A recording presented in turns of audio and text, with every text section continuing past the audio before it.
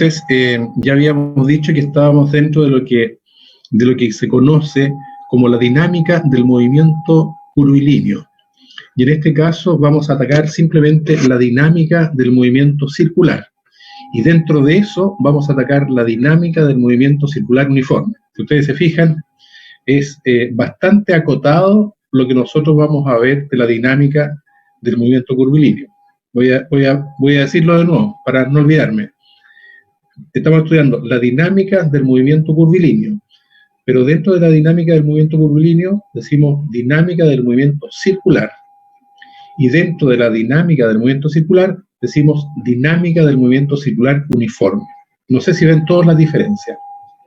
¿Ya? Movimientos curvilíneos pueden haber muchos, pero solamente vamos a sacar el tema del movimiento circular. Y en el caso del movimiento circular, este puede ser un movimiento circular uniforme o no uniforme. Y solamente vamos a ver el caso del movimiento uniforme, para hacerlo lo más sencillo posible. Y definimos entonces lo que se llama la aceleración centrípeta, que ya fue definido para el movimiento circular uniforme, y ahora definimos el concepto de fuerza centrípeta, que es una fuerza que apunta hacia el centro del círculo. Entonces siempre vamos a tener que tener cuidado hacia dónde apunta el círculo, cuál es el radio del círculo en el fondo, porque en el sentido del radio apunta la fuerza centrípeta, en el sentido del radio. Lo que quiero decir, ahora ya pillé el lapicito, ya lo tenía deshabilitado desde el Zoom, así que tuve que meterme en las configuraciones del Zoom ayer. Lo que yo quiero decir entonces es que siempre hay que tener en cuenta cuál es el centro del círculo. Este es el eje de giro, entonces todas las partículas, me quedó chueca la línea, pero ese es el radio. Siempre apunta hacia allá la fuerza centrípeta. Si yo estoy parado en esa partícula, apunta hacia el centro. Si yo estoy parado aquí, entonces también apunta hacia el centro. Así que hacia acá apunta la fuerza centrípeta. ¿Sí? Y si estoy parado allá en el fondo, apunta hacia el centro, hacia acá. Se dan cuenta que va cambiando la dirección y el sentido de la fuerza centrípeta y todas apuntan hacia el centro. Y la fuerza centrífuga, yo ya lo dije ayer, solamente aparece cuando el observador se está moviendo aceleradamente, que es el caso cuando uno está sentado, ya lo dije, en una micro, ¿cierto? Y el chofer dobla por una esquina, entonces uno se va hacia el lado y justamente uno va hacia afuera del círculo, o sea, en vez de ir hacia el centro, uno lo que hace es venirse hacia acá. ¿No me pintó? Ahí está pintando. Esa sería, entonces, el sentido de la fuerza centrífuga. O sea, cada vez que yo estoy sentado aquí, yo siento una fuerza que me tira hacia afuera. Si yo estuviera en un avioncito girando, entonces lo que yo sentiría sería que esa fuerza centrífuga me tira hacia afuera de la dirección del radio del círculo. Pero si yo quisiera calcular operacionalmente, el valor de la fuerza centrífuga y el valor de la fuerza centrípeta sería lo mismo, la masa por la aceleración centrípeta. Bien, sigamos. Eso ya lo habíamos visto. Creo que tengo que sacar eso y ahora sí puedo cambiar. Tengo que borrar eso porque me parece en esta otra cosa. Sí, ahí está mi gomita.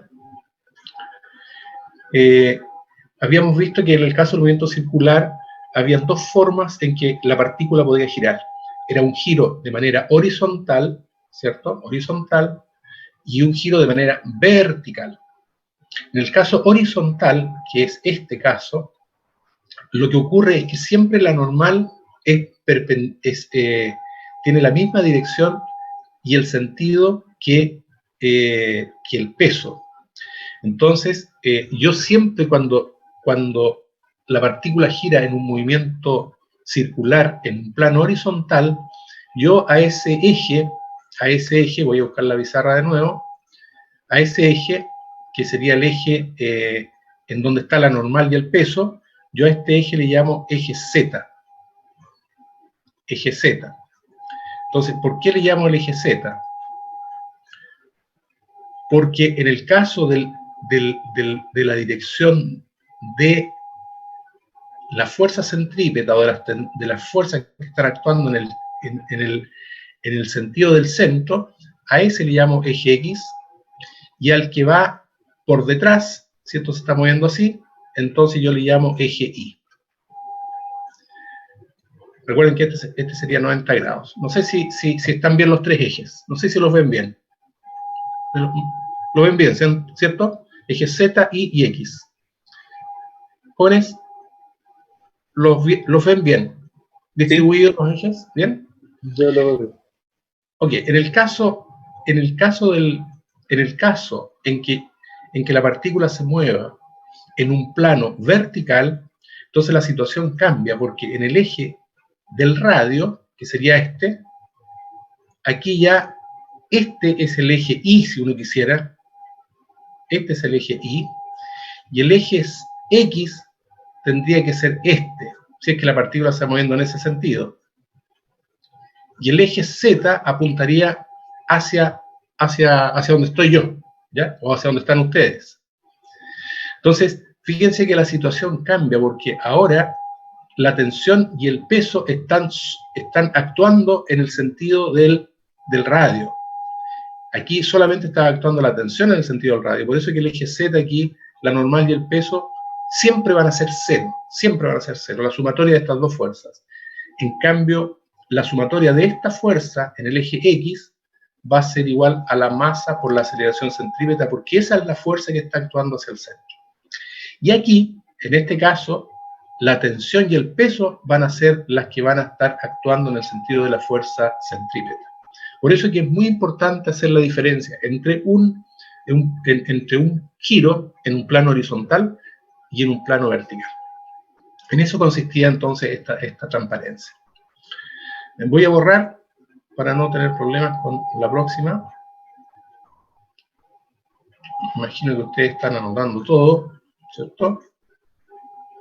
Esto ya lo habíamos visto, entonces es simplemente un ejemplo muy sencillo para ver, digamos, con números esta cosa. Entonces la sumatoria de fuerzas FC, que significa la sumatoria de fuerzas en el eje de la fuerza centrípeta, solamente es la tensión de la cuerda. ¿Y por qué la tensión de la cuerda? Porque fíjense que la normal justamente es igual al peso en ese caso, ya como lo había dicho antes.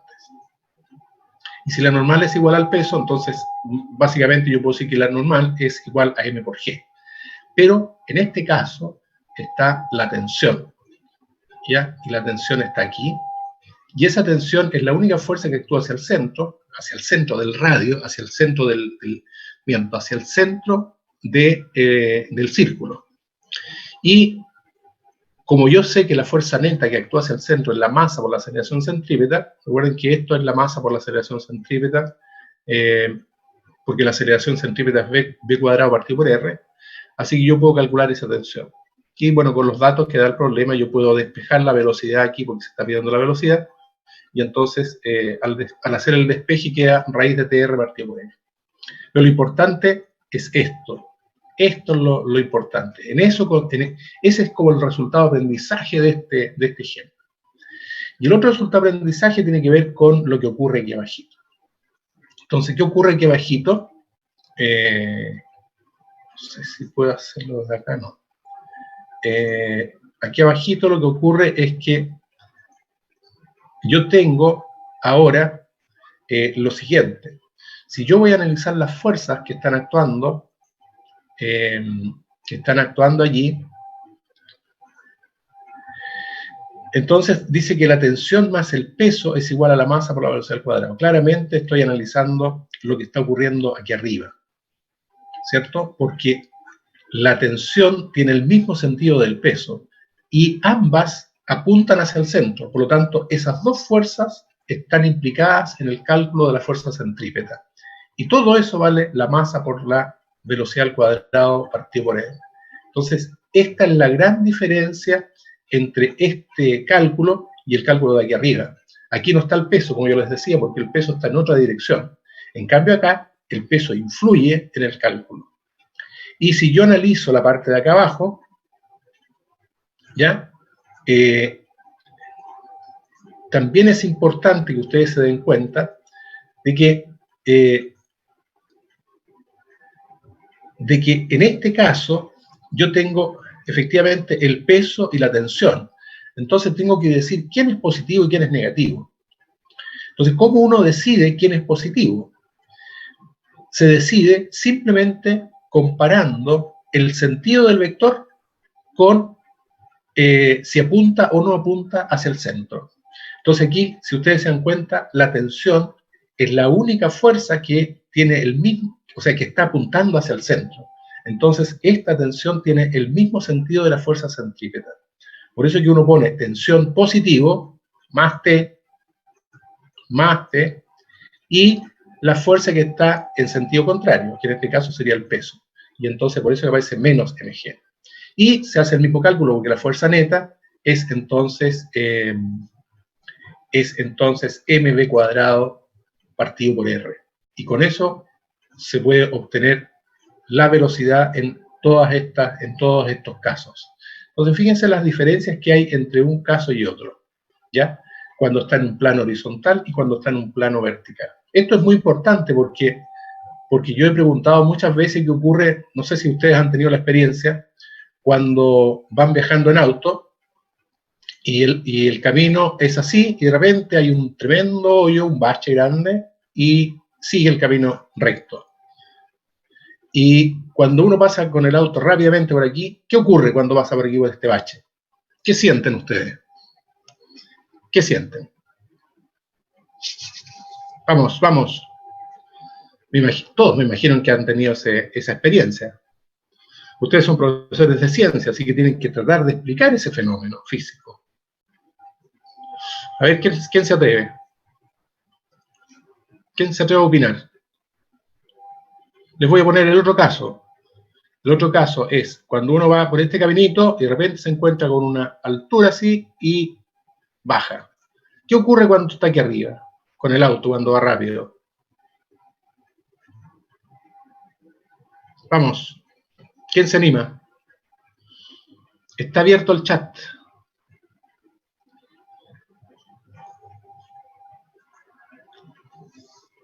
¿Nadie se anima? Bueno, entonces me lo van a hacer de tarea para el día jueves. Van a tratar de explicar qué ocurre con esto, qué ocurre con nuestro organismo, ¿cierto? Cuando uno pasa por un bache y cuando uno pasa por un bache pero invertido. ¿Ya? Estas cosas ustedes las tienen que saber explicar, que son básicamente, o sea, que tienen, que se explican con este modelito que yo les estoy diciendo aquí. Bueno, pasemos entonces a lo que nos corresponde hoy día. Y lo que nos corresponde hoy día es hacer esto ya lo habíamos visto también, ¿cierto? ¿Qué pasa con esto? Y es explicar simplemente lo mismo que antes, ¿ya? ¿Qué es lo que pasa en un movimiento rectilíneo y qué es lo que pasa en un movimiento curvilíneo? Esto también lo habíamos hecho, creo que lo voy a explicar de nuevo porque ayer fue muy rápido, porque estábamos al final de la hora. Lo que yo no dije ayer de este problema, porque estaba metido con el tema del lápiz, es que me faltó decir que este es el eje Z, ¿cierto? Porque es un movimiento en un plano horizontal. Si yo lo miro de arriba esto, si yo lo miro desde acá arriba, ya con un ojo,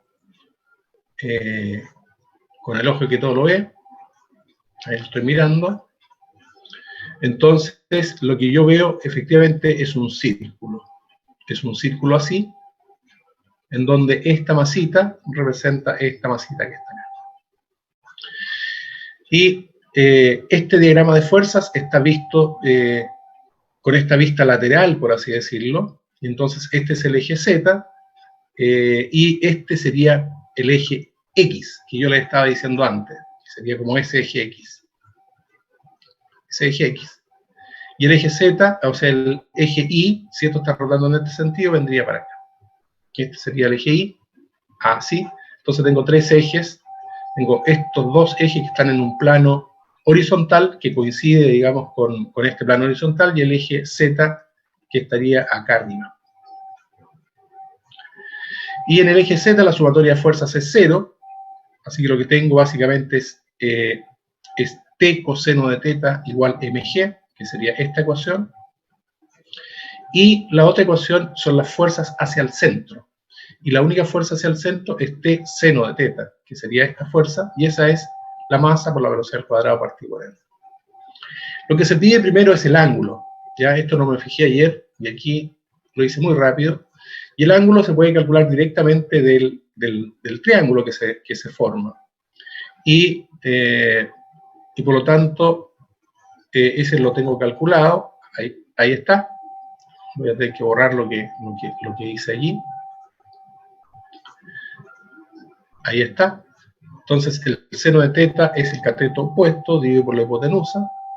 Y con eso se obtiene el ángulo. Después dice calcular la tensión de la cuerda, y al calcular la tensión de la cuerda, claramente la puedo sacar de esta expresión, ¿cierto? De aquí, y queda mg sobre coseno teta, porque el ángulo ya lo he calculado, yo lo calculé ayer en un ángulo pequeñito, y luego dice la velocidad. Y conocido la tensión, conocido el ángulo, yo puedo calcular la velocidad desde acá arriba, así que ahí está. Hago la diferencia y calculo la tangente, y es un cuento matemático nomás. Hago esto dividido en esto, entonces me queda la tangente porque las tensiones se cancelan, las masas también se cancelan y queda b cuadrado partido por g por r. Y de ahí se calcula la velocidad. Y después decía que el ángulo es muy pequeño, pero bueno, a esta altura el ángulo es súper pequeño, así que no vale la pena hacerlo. Pero yo aquí hice un cuento más bien analítico, ¿ya? Expresé la tensión, esta que está aquí, como era mg sobre coseno de teta, entonces el coseno de teta, como es pequeño, lo expresé en términos del seno de teta. Recuerden que el coseno de teta es 1 menos seno cuadrado. 1 menos seno cuadrado. Y entonces, como es 1 menos seno cuadrado, lo pongo aquí. ¿Sí? Y en términos de L, por eso que el L aparece acá arriba, y si el L es mucho mayor que el... y después calculo la velocidad, ¿cierto? Que está acá. Y si este ángulo es aproximadamente igual, entonces el R es muy pequeñito, por lo tanto el ángulo es pequeño, y entonces digo simplemente que el R básicamente es prácticamente 0 en comparación con el L. Y si este R es 0 en comparación con el L, entonces me queda raíz de L cuadrado, me queda raíz de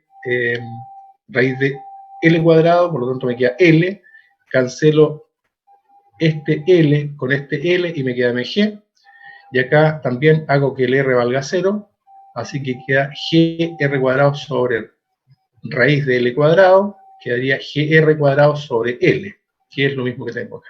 Entonces básicamente va a ser R tendiéndolo a 0, pero con esa condición del ángulo. Y ahora tenemos este problema que lo quiero desarrollar en vivo, ¿ya? No sé si hay alguna pregunta hasta este momento.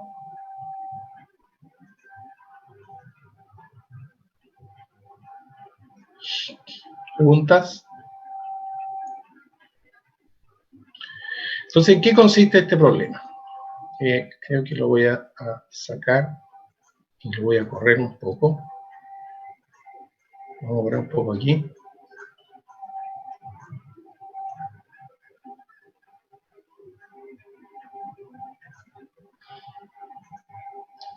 Ahí está. Entonces, ¿en qué consiste este problema? Dice, el columpio gigante de una feria consiste en un eje vertical, que sería este, ¿cierto? Un eje vertical, central, con varios brazos horizontales y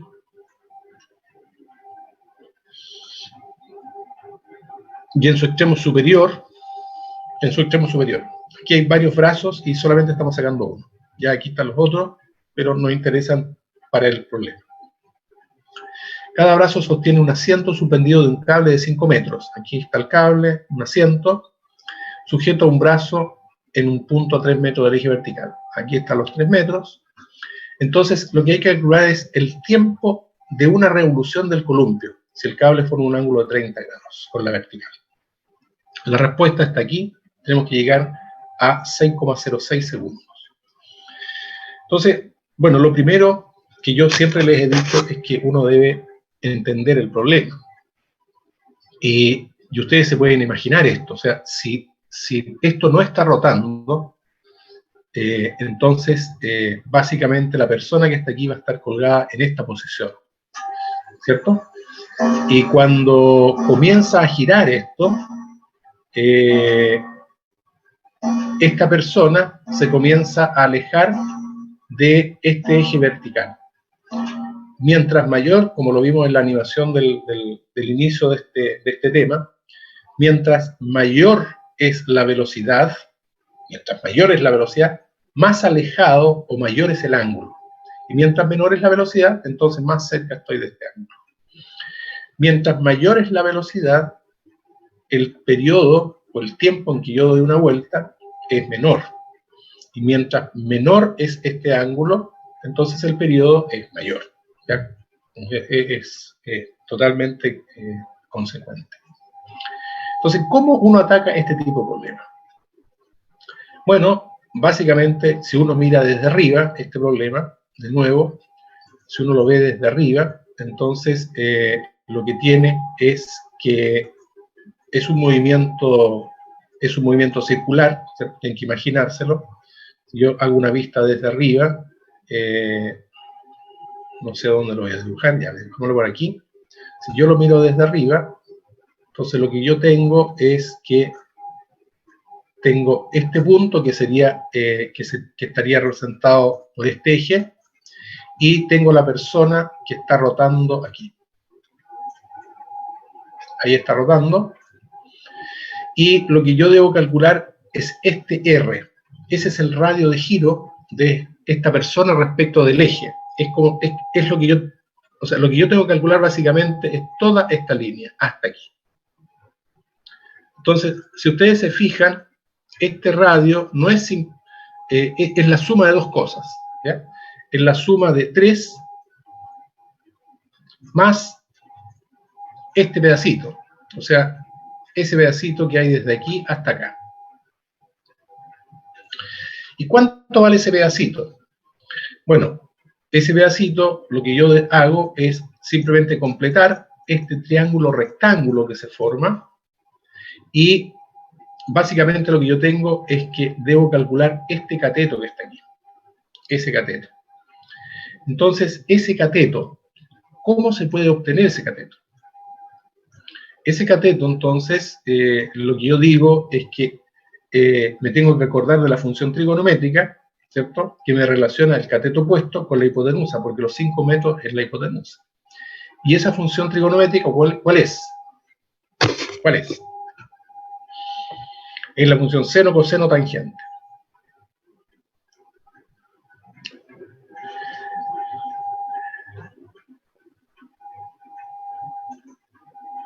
¿Están durmiendo? ¿No quieren participar? ¿Cuál es la idea?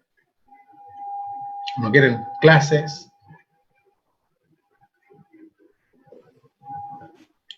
No, que estaba pensando cómo se sigue.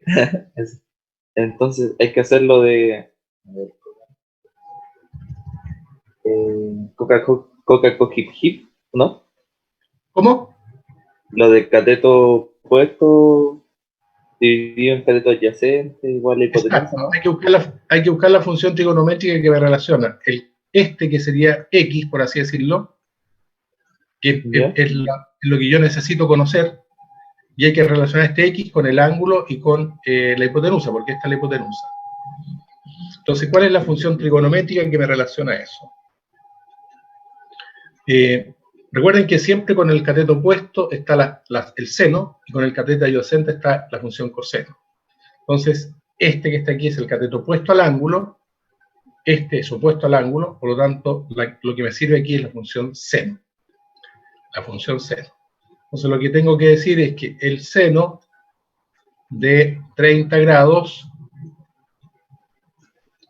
el seno de 30 grados es igual a X partido por los 5. Y con eso yo calculo cuánto vale X. Así que tomo la calculadora y lo hago. Y el seno de 30 es 0,5 por 5 me queda 2,5. 2,5 metros. 2,5 metros. Y entonces, por lo tanto, el radio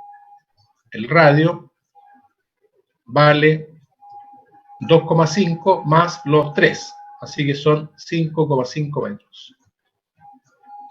5,5 metros. ¿Queda claro? Bueno, asumo que sí. Entonces lo que yo tengo ya es el radio. Por lo tanto, ya he avanzado algo. Ahora, lo que yo tengo que hacer es buscar hacia dónde va a apuntar la fuerza centrípeta. ¿Hacia dónde apunta la fuerza centrípeta? Entonces, como yo ya hice este dibujito lo que me dice es que yo puedo mirar desde arriba el movimiento circular, por lo tanto el movimiento circular se va a producir respecto de este eje y va a ser un movimiento en un plano horizontal. Si el movimiento es un plano horizontal, entonces yo tengo que ir a buscar el eje Z, porque el eje Z, la sumatoria de fuerzas en ese eje Z va a ser 0. En otras palabras, la receta de cocina es, si un movimiento circular está en un plano horizontal, en el eje Z, la sumatoria de fuerzas vale 0. ¿Ya? Entonces, si yo estoy mirando desde arriba esto está girando aquí, así que esta cosa es como si estuviera girando por aquí y para allá. Y sigue hacia acá atrás, y sigue hacia acá atrás, y este sería el radio. Así que yo tengo que este sería el eje Z. ¿Qué pasa por aquí? Me enchuequé un poco.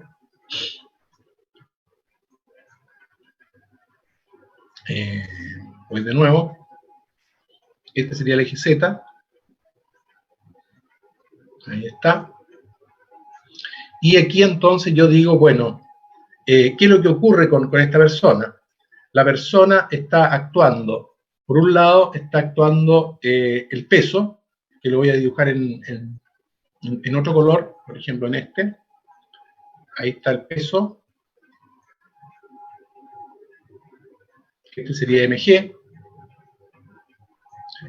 Y no existe normal, ¿cierto? No existe normal porque la persona no está apoyada sobre el suelo, por ejemplo, sobre una plataforma. Solamente hay normal con el asiento, pero el asiento también está moviéndose. Por lo tanto, básicamente lo que actúa aquí es la tensión, que es la tensión de la cuerda. La tensión de la cuerda es la que sujeta a la persona y al cajoncito en donde está sentada.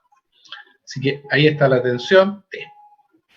Y este ángulo es 30 grados, que justamente es opuesto. No se dice así, pero este ángulo que está aquí, ustedes me siguen, ¿cierto? Este ángulo de aquí es igual a este, porque es opuesto a la línea, a la intersección que hay entre los dos puntos en donde se forma el ángulo. Así que anoto 30 grados.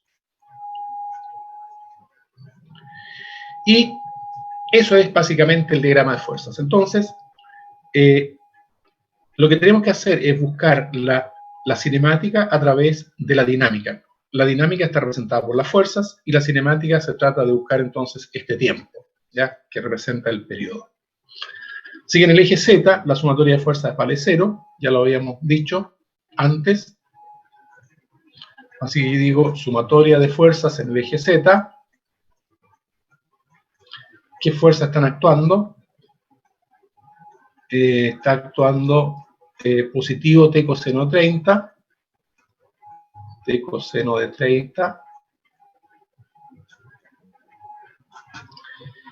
igual a mg.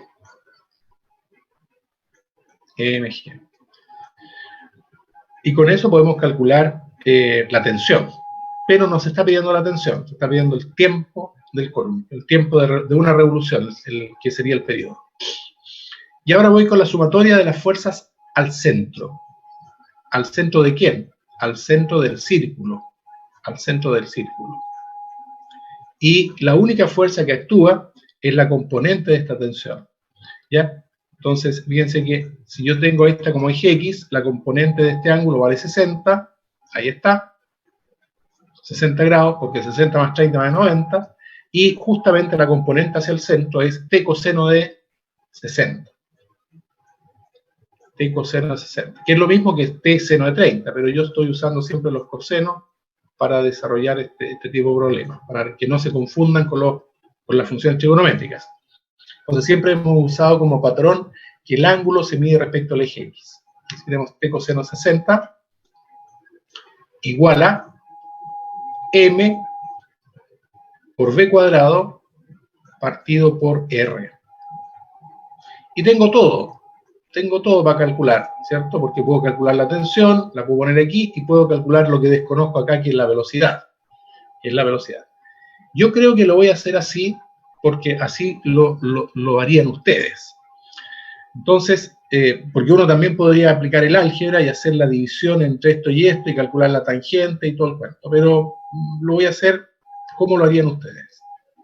Entonces, de esta ecuación, aquí, voy a calcular la tensión.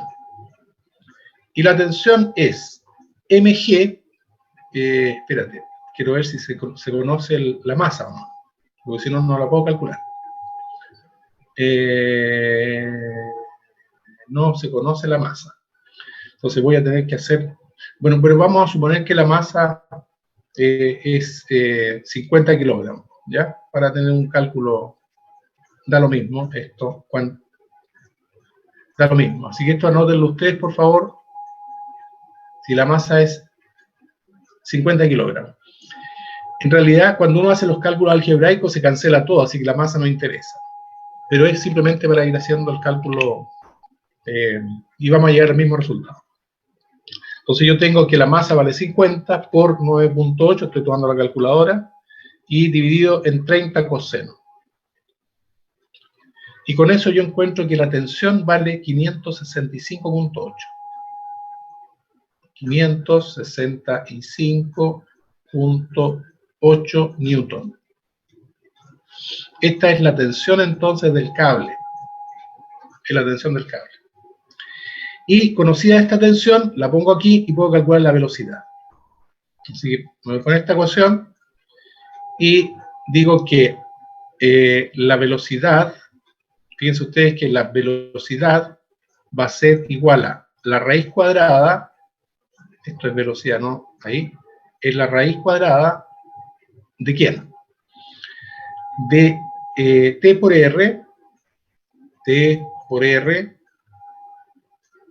coseno 60 dividido en m. Y con eso entonces yo puedo calcular la velocidad. Vamos a ver cuánto da la velocidad. La velocidad sería 565.8 por el radio, que lo tengo, que vale 5.5, por el coseno 60. 60 coseno. Igual. Dividido por la masa. La masa vale 50. Y a eso le traigo la raíz cuadrada. Raíz cuadrada y da 5.58 aproximadamente. 5.58 metros partido por segundo.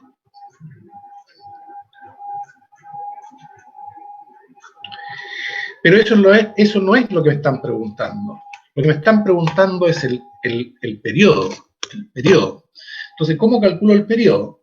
Me tengo que acordar que la velocidad es omega por r.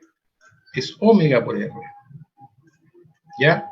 Y esto viene del movimiento circular uniforme. Entonces, si yo conozco la velocidad y conozco r, puedo calcular el omega. Y el omega sí que está relacionado con el periodo. Entonces, si yo calculo el omega desde aquí, ¿cuánto me da? El omega es v partido por r. Es 5.58 dividido en r. Y r vale 5.5. Así que el omega es 1.01, básicamente. 1.01 radianes partido por segundo. Quedó malo eso. 1.01 radianes partido por segundo.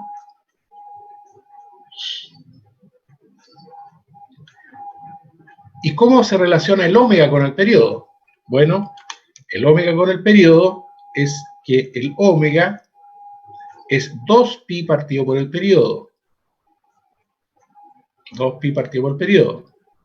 Porque recuerden que es el tiempo en que da una vuelta y el ángulo en que da una vuelta es 2pi radianes. Por eso es que es 2pi radianes partido por el tiempo. Pero el tiempo es un periodo, así que de aquí se puede calcular eso. Y esto vale 1.01. 1.01. Y con eso entonces se calcula el periodo.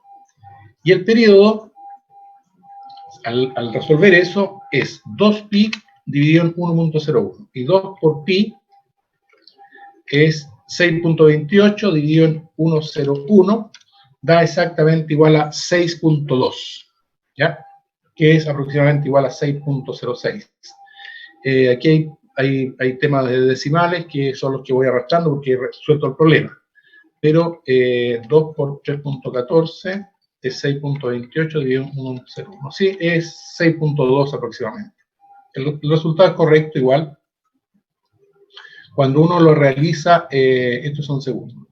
Cuando uno lo realiza sin las masas y de este tipo de cosas, entonces el resultado da 6.06. Anda aproximadamente igual. Pero fíjense que aquí hay varias cosas importantes que se rescatan de este problema. Lo primero es la parte dinámica, ¿cierto? O sea, yo creo que esto es lo fundamental que ustedes deben saber hacer, porque aquí está cómo se estructura la dinámica del movimiento circular aplicando la fuerza centrípeta. Y después la cinemática del movimiento circular, que son las ecuaciones de la velocidad relacionada con la velocidad angular y cómo se relaciona la velocidad angular con los tiempos o con los periodos. Así que este problema es un problema interesante y ustedes lo deberían rehacer varias veces y entenderlo. Preguntas sobre este problema. Preguntas sobre este problema.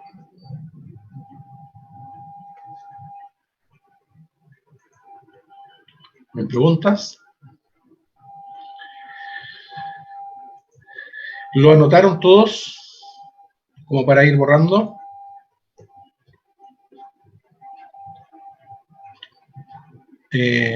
Lo puedo borrar entonces.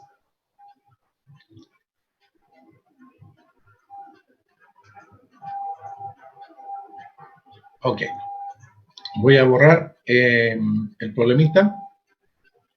Última vez. Voy a borrar en 3, 2 y 1. Tienen que decirme algo, oye, porque si no,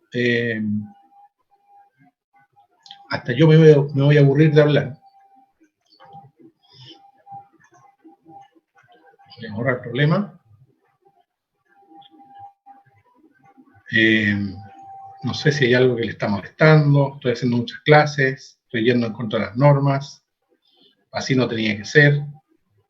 Tienen que aprovechar de decírmelo antes de hacer las cosas para poder rectificarlo.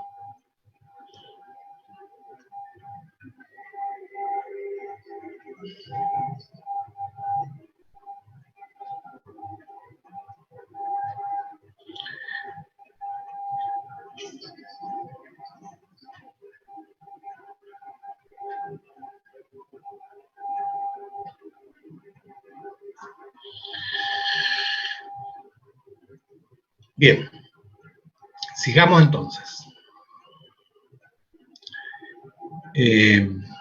Bueno, les tengo que decir que me sorprende mucho que hayan llegado solamente 3 estudiantes, después de haber tenido ayer 7 estudiantes. Estaba súper contento por lo que pensé que ya todos se iban a poner las pilas en esto, pero es bastante frustrante cuando uno está con las pilas puestas y tratar de retomar el tema y no tiene, digamos,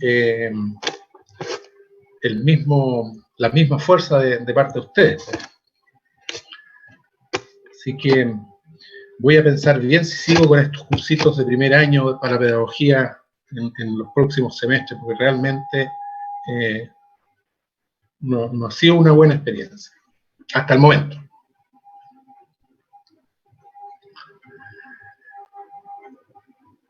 Voy a seguir con el tema de las fuerzas centrípetas, y uno de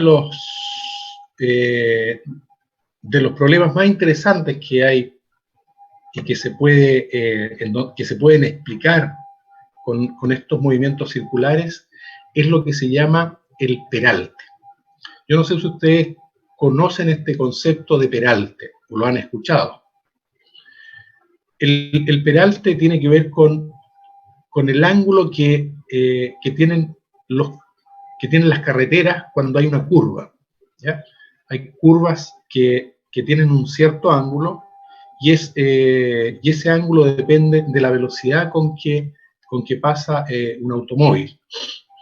Ahora, hay curvas cuando uno va de aquí si uno viaja en la carretera, en auto, de aquí a Osorno, yo me he encontrado que hay por lo menos unas 3 o 4 curvas que no tienen el peralte indicado, y que si uno pasa, por ejemplo, con sobre 80 km por hora, puede salirse de la curva, ¿ya? Eso significa que está mal construida esa carretera en esa parte y no se le dio el peralte indicado. Entonces, lo que yo voy a hacer con estas dos láminas es tratar de enseñarles a ustedes algo que es bastante contextualizado, ¿ya? Y que tiene que ver con estas curvitas de peralte. Y, por supuesto, esto se explica con un movimiento curvilíneo y básicamente un movimiento circular. Recuerden que hoy día nadie quiere estudiar física en los colegios, y todo el mundo está diciendo que para enseñar física hay que enseñarlo de manera contextualizada. Y qué mejor que contextualizar la física con esta construcción de camino. Entonces, la idea es la siguiente. Primero, vamos a hacer un ejemplo en donde esto no tiene peralte. Es una carretera como la que está aquí, y viene un autito y justo da una curva, ¿cierto?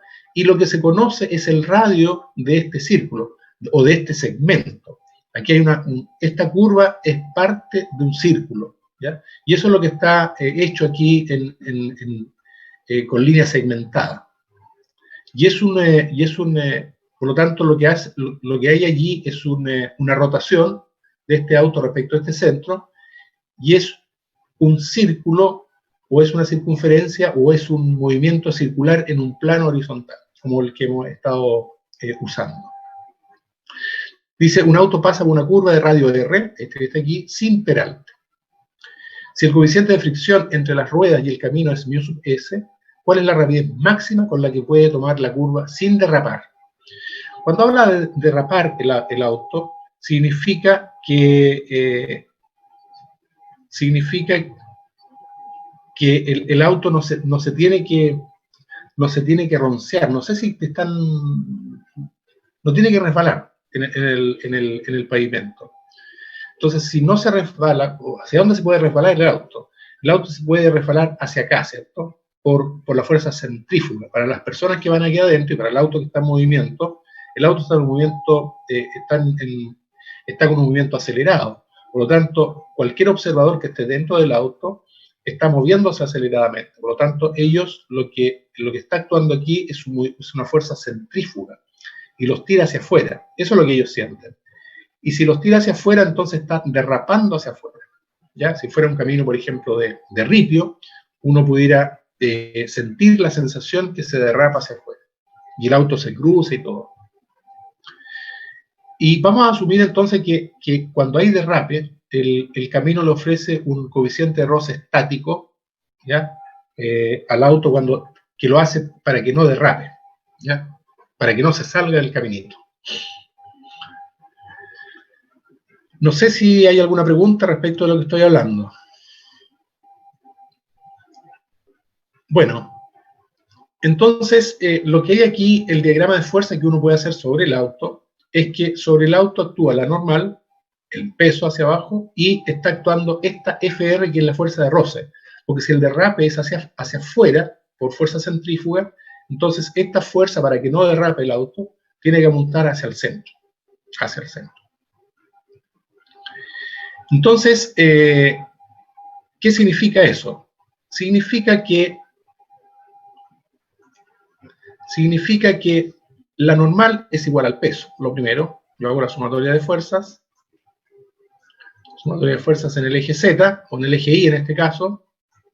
Voy a llamarle Z para, eso lo puso el libro, voy a llamarle Z para que ustedes no se confundan. El eje Z entonces va a ser que la normal es igual al peso. Esto creo que no me sirve de mucho, pero no importa.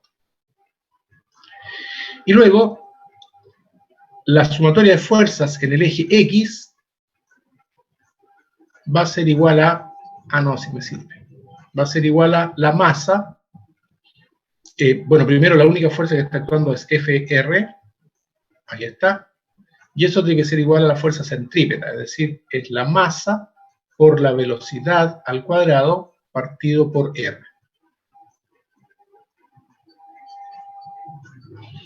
Muy bien. Entonces, la pregunta es, ¿cuánto vale esta fuerza de roce estática? Y esa fuerza de roce estática es simplemente μ sub S por la normal. Cuando uno estudia esto, uno se da cuenta que siempre la fuerza de roce está relacionada con la normal. Así que lo que queda es μ sub S por la normal igual mv cuadrado partido por R. mv cuadrado partido por R. Y ahora, entonces, lo que ocurre es que vamos a reemplazar la normal por el peso. Así que lo que tengo allí es μ sub S por el peso, mg, igual a mv cuadrado partido por R. mv cuadrado partido por R. Y lo que ocurre es que ahora puedo cancelar las masas y puedo despejar la velocidad. Entonces, al despejar la velocidad, lo que queda es que lo que tengo es la raíz cuadrada de μ sub S g por R. μ sub S g por R. Y esa es la velocidad a la que yo puedo pasar, que sería como la velocidad máxima a la que yo puedo pasar sin derrapar. Porque si paso por sobre esa velocidad, que es la misma que tengo acá, ¿cierto? Entonces, lo que ocurre es que yo podría derrapar. O sea, el auto se puede salir del camino. ¿Ya? Uno puede poner valores aquí, yo no me atrevo a poner ningún valor porque quizás qué velocidad vaya a obtener, pero uno puede calcular cuáles son los radios que puede tener o el coeficiente de roce para velocidades que uno sabe que puede tomar algunas curvas, 80 km por hora, una cosa así. Pero el marco teórico que sustenta la construcción de caminos y los peraltes es lo que yo les acabo de mencionar. ¿Ya? Cuando no hay peralte. La pregunta es, ¿qué ocurre cuando sí existe peralte? Y en eso consiste la próxima transparencia. Entonces, la próxima transparencia, ¿hay alguna consulta? Bueno, entonces vamos con la otra transparencia, que aquí sí que está el peralte. Voy a borrar lo que acabo de hacer. Me imagino que ustedes ya lo anotaron. Entonces, esto que está aquí.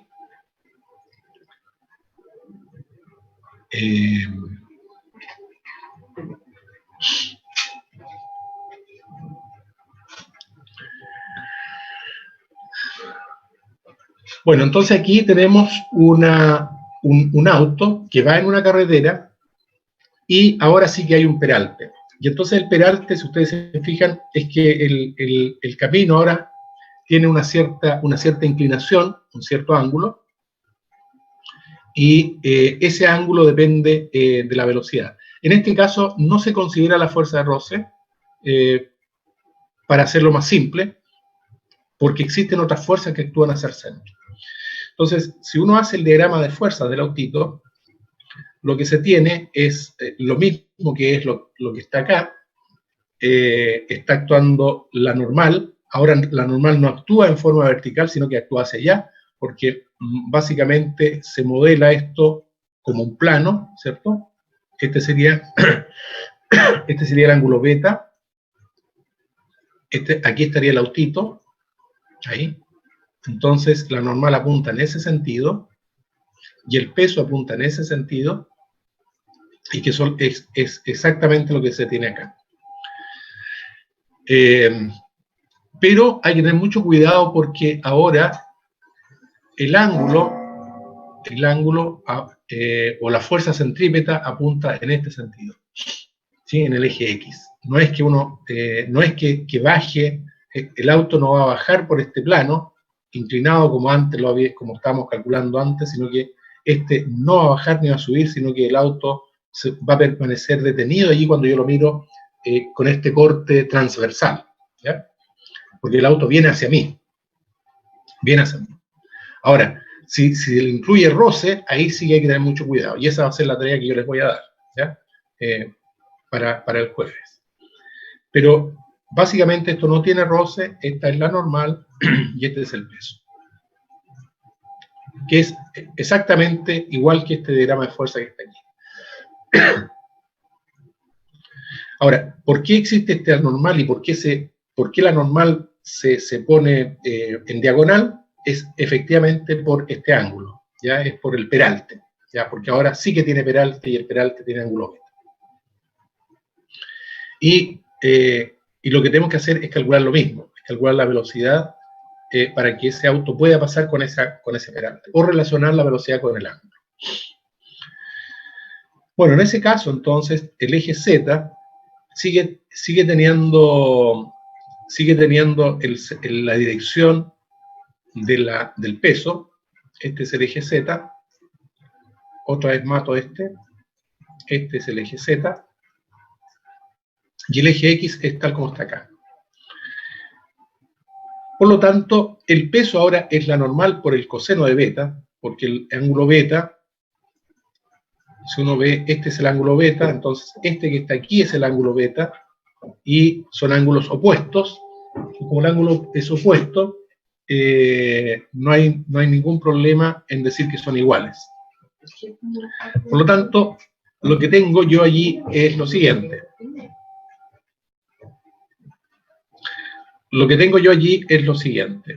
Que la sumatoria de fuerza, voy a buscar otro color, la sumatoria de fuerzas en el eje Z, es igual a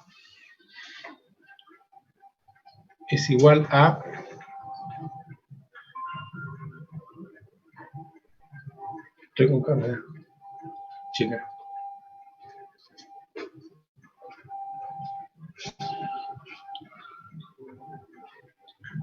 La sumatoria de las fuerzas del eje Z es igual a la normal por el coseno de beta, normal coseno de beta, y eso es igual al peso, m por g. Y la sumatoria de las fuerzas en el eje X es igual a n seno de beta, ¿cierto? Que es la componente de la normal a lo largo del eje X, que es n seno de beta, que es la misma que está acá, n seno de beta, y eso es igual a mb cuadrado partido por r.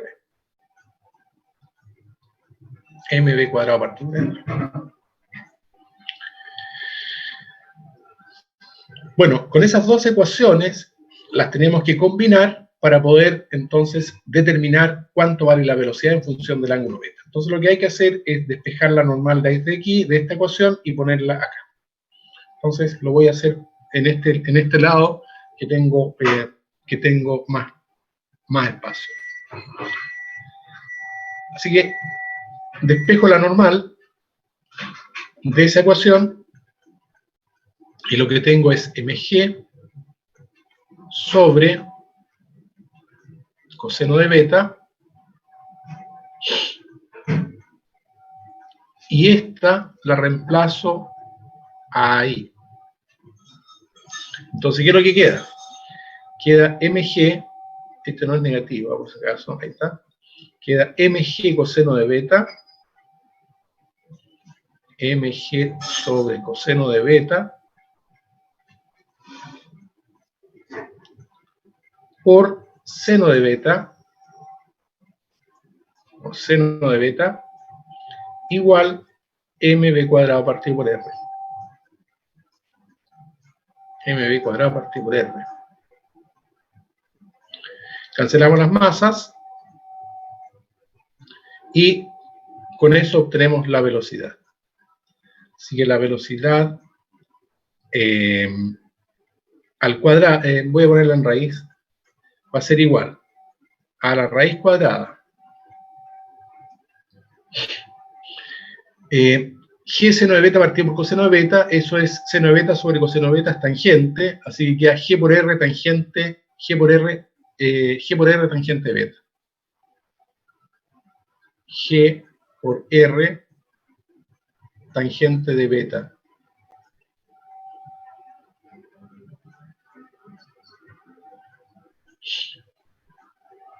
Y esto es la velocidad máxima a la que yo puedo pasar por una curva y que tiene un peralte de ángulo beta. Si yo supero esa velocidad, entonces me va a sacar la cresta. Así de simple. Eso es lo que dice la física. Eso es lo que dice la física. Entonces, ¿cuál va a ser la tarea que van a hacer ustedes? La tarea que van a hacer es considerar que aquí hay roce, igual que antes, ¿ya? Que hay un coeficiente de roce estático. O sea, este auto no se puede ir hacia arriba. No se puede ir hacia arriba. Y si yo considero ese roce aquí, entonces se complica un poco más, porque aquí hay que incluirlas en estas ecuaciones, que tiene que ser igual que antes, ¿cierto? Por eso es que se puede hacer, porque hay que mezclar los dos problemas y hay que encontrar una velocidad tal que sea en función del roce. De tal manera que si yo, por ejemplo, digo que el beta vale 0, encuentro la expresión anterior, y si yo digo que el roce vale 0, tengo que encontrar la expresión que yo tengo. Así que se las dejo de tarea. El que me hace ese problemita y me lo manda por correo electrónico, bien hecho, se va a ganar un bonus, ¿ya? Puedo subir la nota, así que están todos los libros que ustedes quieran para que lo hagan, porque yo creo que la mayoría de los libros está resuelto, y de ahí lo tienen que hacer más bien ordenadito, y me lo tienen que mandar por correo electrónico, y yo voy y les subo unos par de puntos en alguna de las pruebas que ustedes quieran, de las dos notas que hay. De aquí al día jueves. ¿Está claro? Claro. Bien. Entonces voy a borrar.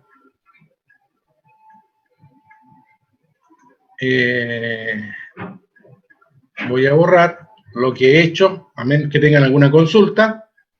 Me imagino que todos han ido anotando esto, porque tengo que pasar la otra transparencia. Y no me acuerdo qué es lo que viene. Ahí está el resultado, GR tangente de beta. ¿Qué ocurre si hay roce, como en el caso anterior, y tiene peralte? Ahí está la tarea, que me acordaba que era, pero ahora les voy a dar la tarea con nota para el que quiera hacerlo. De aquí al jueves me lo manda por correo, bien hecho, ¿ya? Bien hecho. Ya, borro, viene el famoso también problema que aparece en la mayoría de los libros de física, ya que tiene que ver con este satélite parecido a Elysium, de la película, pero que yo no lo voy a resolver, sino que se lo voy a dejar de tarea para que ustedes lo hagan o para que ustedes lo interpreten. La idea es tener un satélite girando en torno de la Tierra, o más allá de la Tierra, y está girando en su propio eje, con una cierta cantidad de revoluciones, con un cierto ómega. Entonces tienen que imaginarse que este es un enorme satélite, y está girando sobre este eje. y aquí está desarrollado. Dice una estación espacial de diámetro 800 metros, gira en el espacio, calcular cuántas revoluciones por minuto se necesitan para que la aceleración sea 9,8. Bueno, si la aceleración es 9,8, basta que la masa por G, que será el peso, es la fuerza centrípeta, y entonces uno puede calcular de acuerdo con lo que hemos estado viendo, y se obtiene el omega, ¿ya? Así que esa sería más o menos la velocidad angular que debería tener este satélite para que una persona que camine dentro de ella no sienta que la aceleración es mayor o menor que la aceleración de gravedad. Muy bien, eso sería entonces lo que tenemos que ver con la fuerza centrípeta. ¿Preguntas? ¿Preguntas?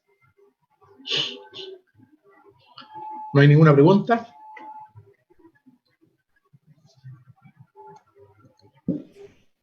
No, quedó todo claro, profe.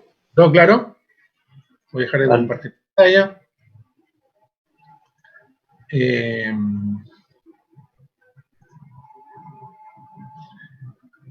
Me llama la atención la poca participación que he tenido. Yo no sé por qué están con mala internet, que no, ni siquiera por el chat hay muchos, solamente me ha hablado Daniel. Francisca me dijo que la internet de su casa estaba súper mala, así yo asumo que es, digamos, el internet, y aquí me dice Daniel que tiene problemas con su micrófono. Ok. Insisto, sí, le estoy dando la cara, insisto, la poca participación en el curso. Esto a mí realmente me deja mal, ya porque aquí tenían una nueva oportunidad de agarrarse con el curso bien, todos tenían una nueva oportunidad, después de que hay un mes de algo, uno debería repensar estas cosas, y yo también lo voy a repensar para el próximo semestre, ya les dije. Pero el próximo semestre cambian los estudiantes, creo. Bueno, voy a hacer un alto de unos 5 minutos porque está hablando mucho, me quedo con un café. Voy a dejar abierto esto, voy a apagar mi cámara simplemente y mi micrófono, y voy a buscar un café, voy a abrir las cortinas que andaba mi esposa tratando de abrirlas, y de ahí continuamos. Así que espero que no se vayan, y si no, voy a por pasar la materia, ¿no? Pero tenemos que analizar el tema del movimiento armónico simple. Así que 5 minutos y estoy de vuelta con ustedes. Son 20 para las 10, un cuarto para las 10 estoy aquí con mi café. ¿Ya? Voy a sacar mi cámara y mi micrófono.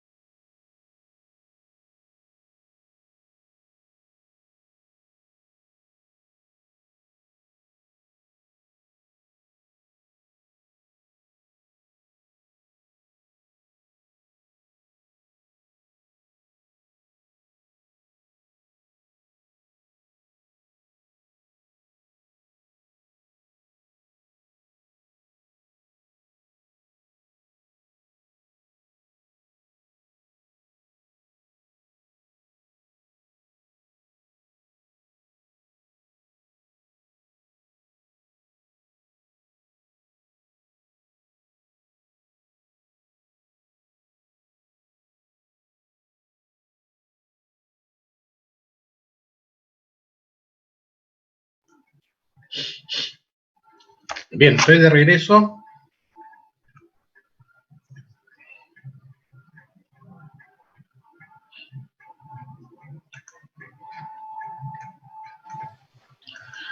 Bueno, profe.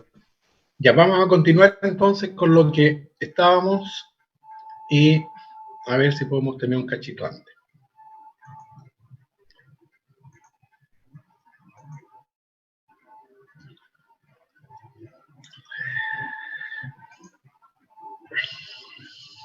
Bueno, lo que vamos a ver ahora es lo que llamo el movimiento armónico simple. Yo no sé si ustedes han visto este movimiento, que es un movimiento oscilatorio.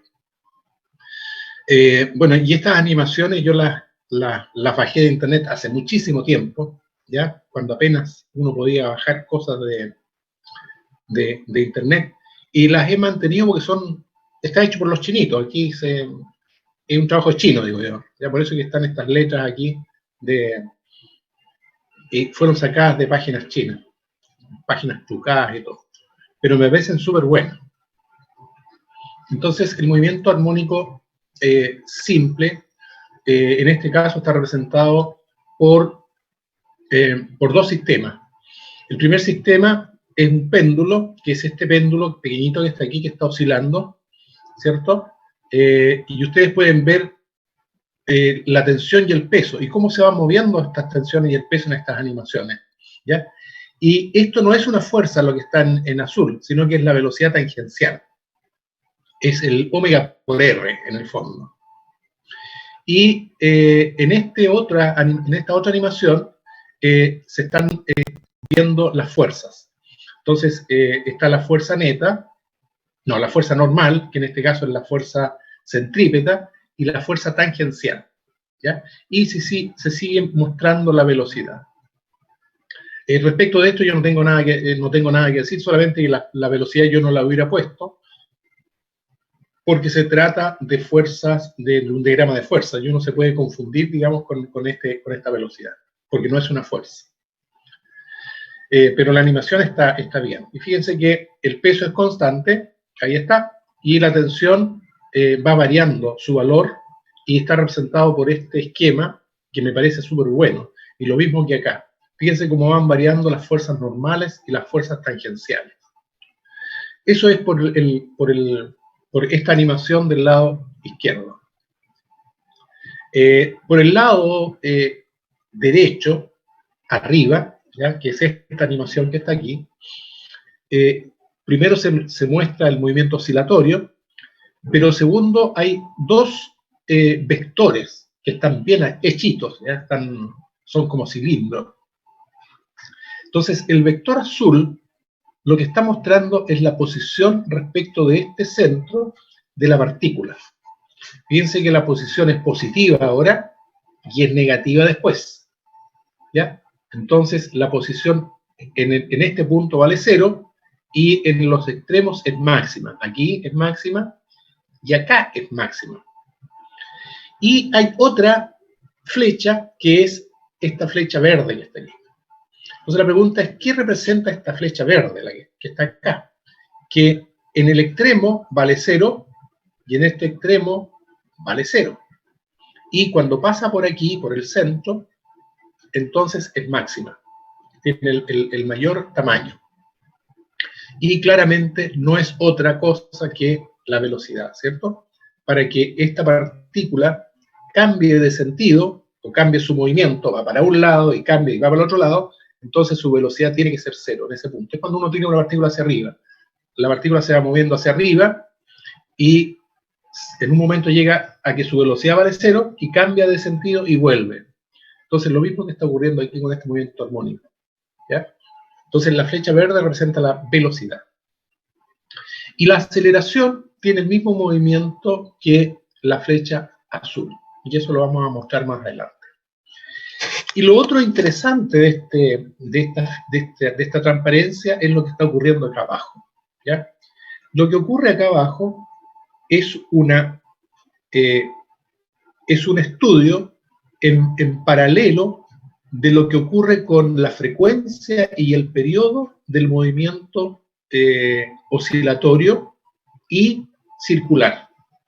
Y fíjense que, por un lado, la pelotita azul, ¿cierto?, está girando en forma circular y la masita está realizando un movimiento oscilatorio. Pero si parten juntos, en algún punto, llegan juntos al otro extremo. Eso significa que los periodos son iguales, ¿ya? Que los periodos y las frecuencias son iguales. Entonces hay un paralelismo entre el movimiento oscilatorio y el movimiento circular. Y eso está representado por esta animación. Y esto es lo que me parece a mí espectacular. Porque esto yo no lo he visto en ningún libro, sino que esto básicamente es de esta animación. Y que es muy importante, ¿ya? Porque eso son las formulitas que yo puse acá. La frecuencia del número de oscilaciones sobre tiempo, que funciona entonces para el movimiento circular y que funciona también para el movimiento armónico simple.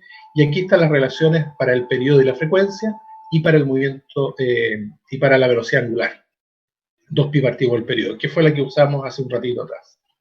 Entonces, esto es para mostrarles a ustedes, desde el punto de vista de la dinámica, lo que ocurre con el movimiento oscilatorio y cómo se puede observar la cinemática con el movimiento circular uniforme.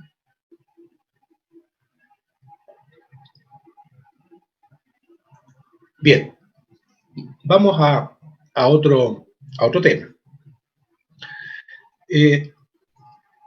Acá yo tengo los 3 vectores, otra vez. Aquí lamentablemente los chinitos me cambiaron los colores del tema, pero la primera animación se trata de la posición, que está representada con color verde.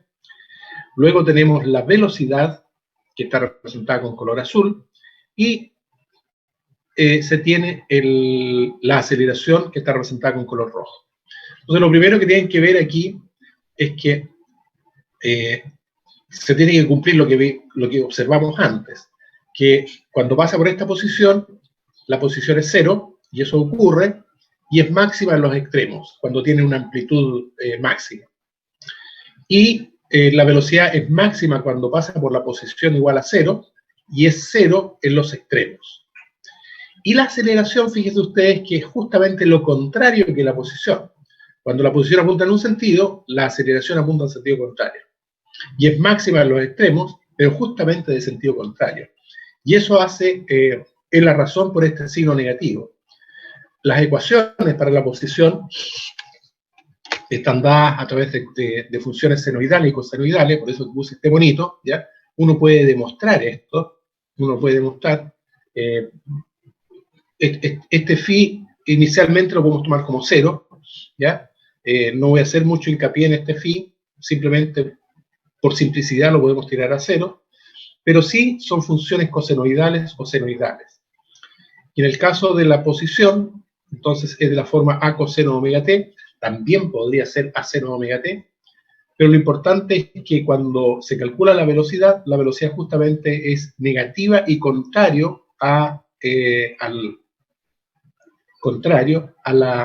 la posición, y entonces me cambia el coseno por el seno, y la aceleración es a omega cuadrado coseno del omega t.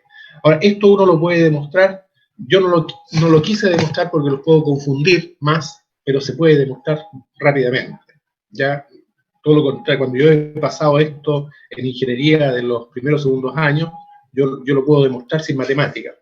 Pero como ustedes saben algunas cosas de matemática, más adelante, y seguramente en mecánica uno lo puede tomar, esta velocidad es la derivada de la posición y la aceleración es la derivada de esta. Así que si esta es una función original, la velocidad va a ser la derivada de esto y la aceleración va a ser la derivada de la velocidad.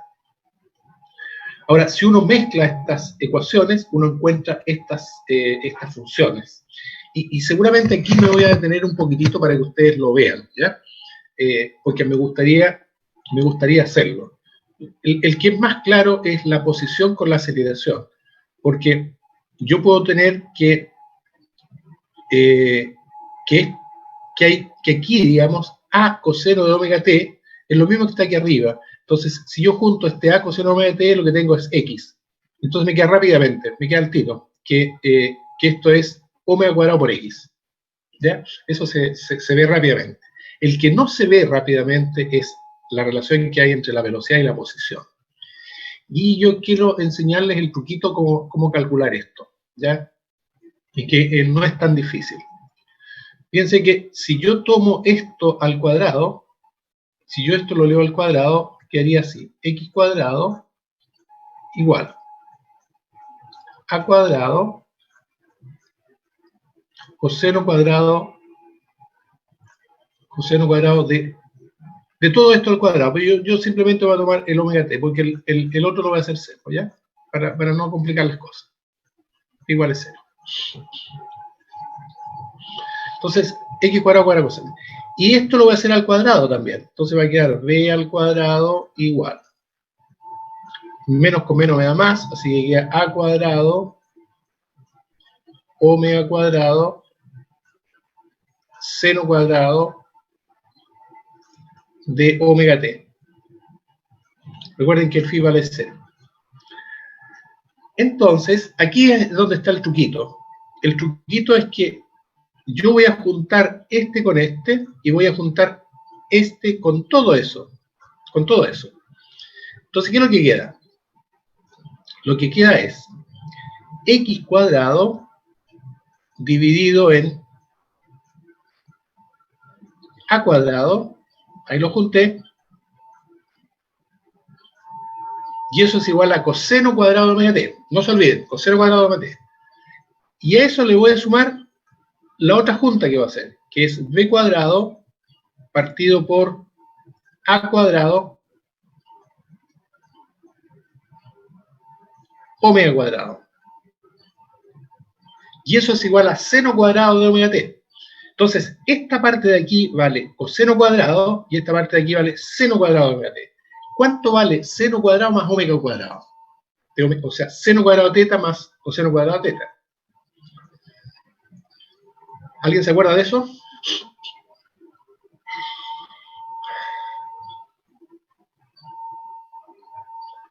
Eso es lo que ustedes aprendieron en matemática, pues. ¿Ya? La trigonometría básica. Cuando uno tiene seno cuadrado de teta más coseno cuadrado de teta, ¿cuánto vale eso?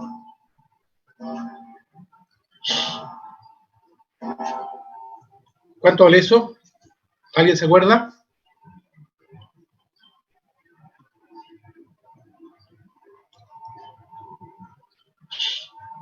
Eso vale 1. Vale 1. Así que esta suma vale 1.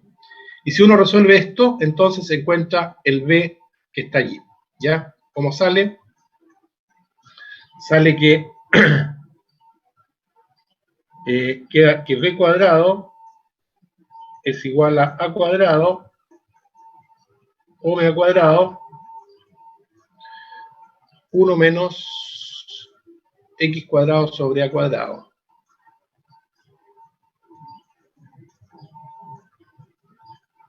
Y entonces el b es a omega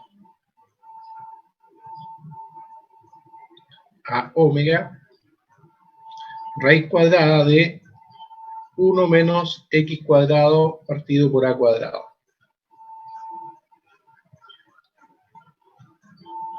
Si uno sigue resolviendo, aquí, entonces multiplica ese por aquí y saca el a, y lo que queda es que el a se cancela y queda omega raíz de a cuadrado menos x cuadrado, que es exactamente lo que tengo aquí abajito. Es un poco más larga la demostración, pero funciona. Entonces, básicamente lo que ustedes tienen que conocer es estas dos formulitas. No hay para qué resolverlo, sino que esto es lo que tienen que aprenderse. Que están relacionados la velocidad con la posición, ¿cierto? De esa manera, y la aceleración también está relacionada con la posición de esta forma, ¿ya? A través de los omegas. Y en el caso de la velocidad, a través de la amplitud de esta longitud máxima que se puede mover el resortito.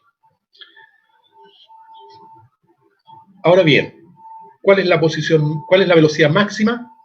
Cuando pasa por la velocidad máxima es justamente cuando x vale 0, y eso sale de aquí mismo. Si x vale 0, entonces la velocidad máxima es omega por a, porque queda raíz cuadrada de a cuadrado, y eso es omega por n. Así que también sale rápidamente. Y lo otro que uno demuestra es que efectivamente la aceleración es todo lo contrario que la posición. Bueno, con eso, que es la parte cinemática del tema, yo puedo ir a buscar otras relaciones de la dinámica para poder seguir entendiendo el movimiento armónico simple. Entonces voy a borrar esto.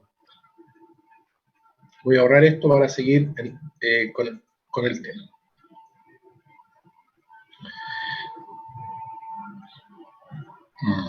Tengo que borrar esta cosa. ¿Dónde está este? Ahí está.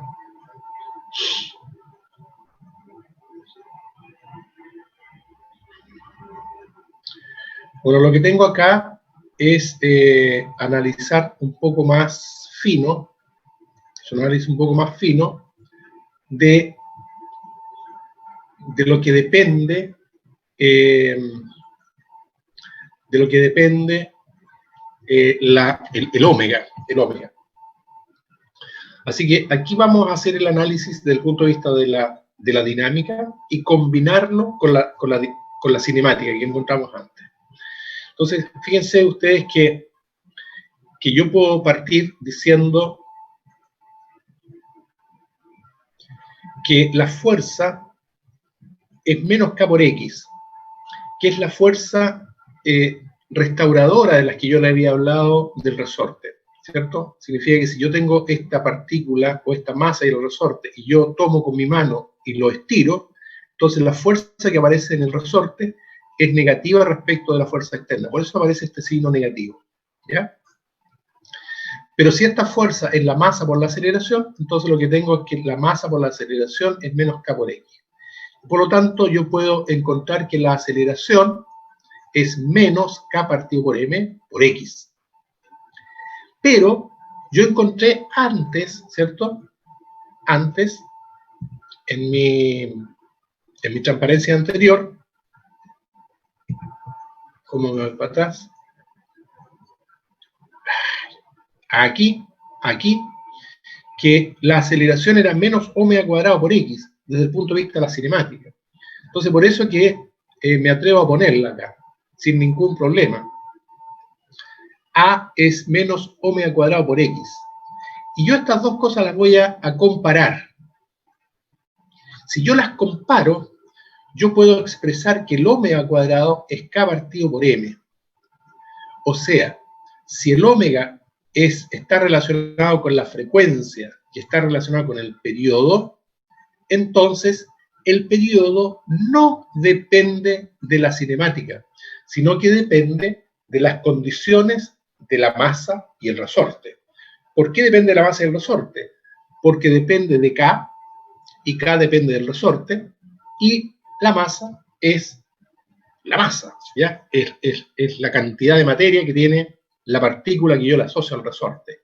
Fíjense que con eso simplemente yo tengo ya condicionado el periodo del movimiento armónico simple.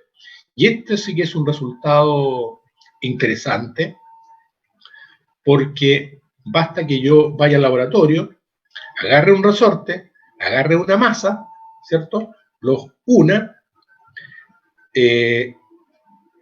mido cuánto vale la masa de esa partícula, el resorte de fábrica trae anotado cuánto vale su K, lo pongo a oscilar y sin hacer pero ningún cálculo, yo sé cuánto tiene que valer el periodo. Es decir, la masita va a ir de un lado a otro y eso hace un periodo. Y yo conozco ese tiempo. Y eso es espectacular, ¿ya? Eso es lo que dicen las ecuaciones. Y eso uno lo puede validar en el laboratorio, ¿ya? El periodo de oscilación de un resorte. Bien, entonces, dicho eso, seguimos con la próxima transparencia. Voy a borrar. Entonces recuerden que esta es muy importante. El omega cuadrado es K partido por M. Ya es algo que no se tienen que olvidar. Si yo hago el análisis para el péndulo, que fue el otro ejemplo que estoy dando del movimiento circular, del movimiento armónico simple, entonces hago el análisis el análisis que tiene que ver con la dinámica del movimiento circular, ¿ya? Hago el análisis para el ángulo pequeño y obtengo la aceleración. Ahora, no interesa que ustedes sepan exactamente esto, lo encuentran en cualquier libro. Lo importante es que uno puede lograr determinar que la aceleración también para pequeños ángulos es g sobre L por x, negativo. Y esto entonces uno lo puede enganchar otra vez con el a igual menos omega cuadrado por x. Por lo tanto, se cumple también que el omega al cuadrado depende solamente de la construcción del péndulo. ¿Ya? ¿Qué significa la construcción del péndulo? Significa del largo del péndulo, ni siquiera depende de la masa. ¿Ya? Solamente para letras pequeñas. O sea, ustedes pueden en su casa agarrar un hilo bien largo, por ejemplo, unos 2 metros, 1 metro, ya colocarlo en el techo, agarrar una pelotita, ojalá bastante, una pelotita de acero, y hacer oscilar ese péndulo de manera plana. Y les tiene que dar que el periodo, o sea, el periodo depende del largo. Es decir, si uno quiere que el periodo sea, por ejemplo, unos par de segundos, entonces uno puede jugar con el largo de la cuerda. Ya hay que calcularlo, simplemente se puede hacer, ¿cierto?, desde el punto de vista teórico. Y eso uno lo puede hacer en la casa y tratar de hacerlo con un péndulo y dependiendo de este hilo y del largo del hilo. ¿Ya? Y se cumple lo mismo que habíamos encontrado antes. ¿Ya? Solamente depende del largo y de la masa, claro, la masa pero del largo y de G.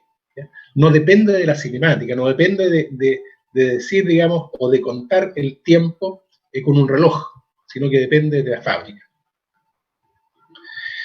Así que tampoco no lo deben olvidar. No deben olvidar que el omega entonces depende solamente de las condiciones del péndulo original y depende de, en el caso de la masa del resorte, de la condición original del resorte y de la masa que yo le asocio al resorte. Y eso es lo que ustedes deben saber del movimiento armónico simple, más que eso no. Así que ahora vienen unos par de ejemplos que están desarrollados. El ejemplo dice, y que los voy a hacer así rápidamente, para que ustedes lo estudien después. Una masa unida a un resorte realiza un movimiento armónico simple con una velocidad angular de 15.7 radianes por segundo y amplitud de 0.04 metros. Calcular la ecuación del movimiento armónico simple en función del tiempo cuando se suelta la masa del extremo derecho. Esto cuando uno pregunta estas cosas, cuando se suelta de un extremo o de otro extremo, es para analizar las condiciones iniciales, ¿ya? Las condiciones iniciales del problema. Entonces, ¿cómo se parte? Bueno, se dice que el x de t es a coseno de omega t más phi, es para calcular este phi en realidad. La amplitud se conoce, vale 0.04, así que la reemplazo. Uno, claro, se tiene que conocer esta ecuación, ¿cierto? 0.04, coseno de omega, omega vale 15.7, ahí está, por t más phi. Entonces la idea es calcular phi cuando se suelta la masa del extremo derecho. Si se suelta la masa del extremo derecho, tal como está aquí en el monito, entonces lo que ocurre es que x de 0, cuando t vale 0, yo estoy aquí al lado derecho, y la amplitud vale 0.04. Entonces, cuando x de 0, yo pongo aquí a, sigue siendo 0.04, coseno, sigue siendo el coseno, el omega por t, cuando t vale 0, todo esto vale 0, más phi, y todo esto debe ser 0.04 porque estoy en el extremo derecho. Por lo tanto, queda que el coseno de phi vale 1. ¿Por qué vale 1? Porque tengo 0 más phi, me queda coseno de phi, y este lo paso para acá, queda 0,04 dividido en 0,04 es 1, por lo tanto el phi vale 0. Así que la ecuación es 0,04 coseno de 15.7 por t. Entonces yo les decía aquí que normalmente va a ser o 0 o pi medios. Y esta sería la ecuación de itinerario del movimiento armónico simple. Después dice el tiempo que tarda en pasar por primera vez por la posición de equilibrio. O sea, por primera vez por la posición de equilibrio es cuando llega aquí, ¿no? Ya cuando pasa por aquí. O sea, tengo que medir este tiempo, ese tiempo que está ahí. Así que si x vale 0, queda 0,04 coseno de 15.7 por t, y todo esto es igual a 0, a este, pero y estas ecuaciones que son trigonométricas, ustedes las aprendieron en álgebra, ¿cierto? Aquí yo las puedo arreglar, y lo que tengo que hacer es que sus argumentos sean iguales. Y entonces, para tener el mismo argumento, yo tengo que este 0 ponerlo en términos de un coseno, tal como está aquí. Y para expresar en términos del coseno, yo tengo que decir que el ángulo que está dentro tiene que ser igual a 0, porque toda esa cosa vale 0. Y el coseno de pi medios, entonces, es el que vale 0, porque es la primera vez.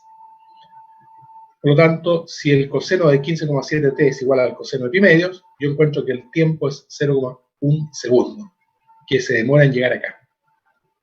Hay otra forma de hacerlo, y la otra forma de hacerlo es calcular el periodo, ¿ya? El periodo es 2pi partido por el omega es 2pi partido por el periodo, por lo tanto el periodo vale 0,4, y el periodo es, va aquí, llega, va aquí, se detiene, vuelve aquí, llega, y vuelve aquí, y se detiene para volver a salir.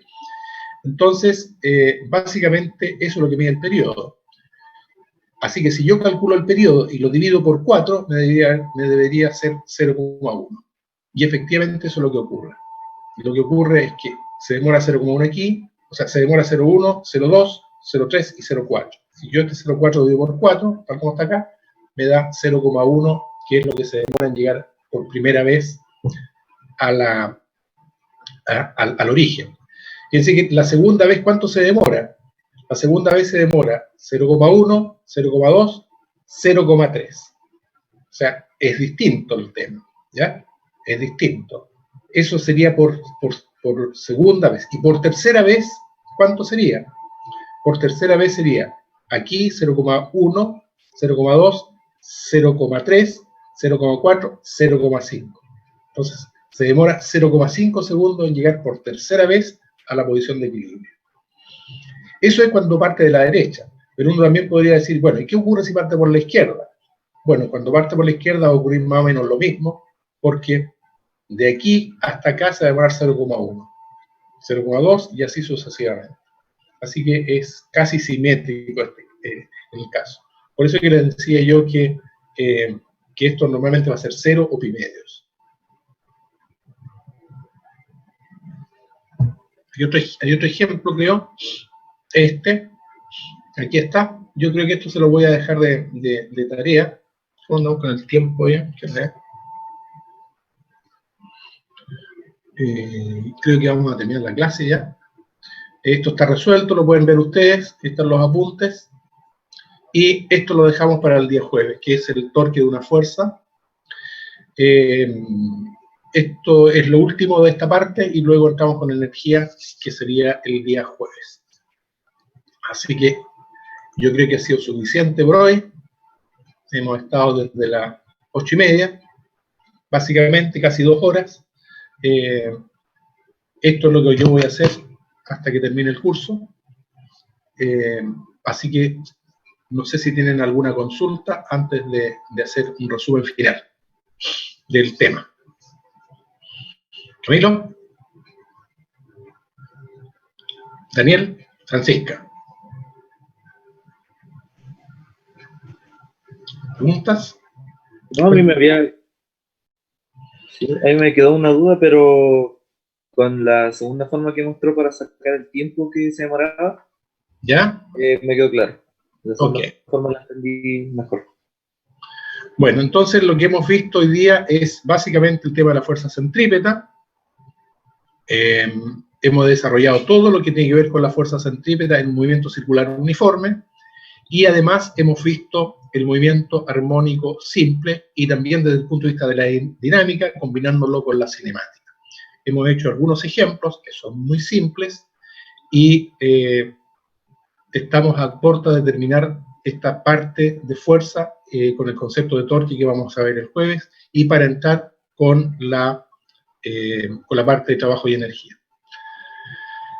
Así que los espero el jueves, y tenemos que seguir haciendo clases para ver cuándo retomamos la próxima prueba. Recuerden que hay 2 tareas para los que los quieran hacer. Voy a entregar bonus. Y la primera tarea es del bache, ¿cierto? Así. Y del lomo de toro, así. Y la segunda tarea es este cálculo teórico del peralte, incluyendo fuerza de roce. Bien, eso sería entonces. Nos vemos el jueves. Que estén muy bien. Chao, Lin. Chao, profe. Chao, chao. Que estén bien.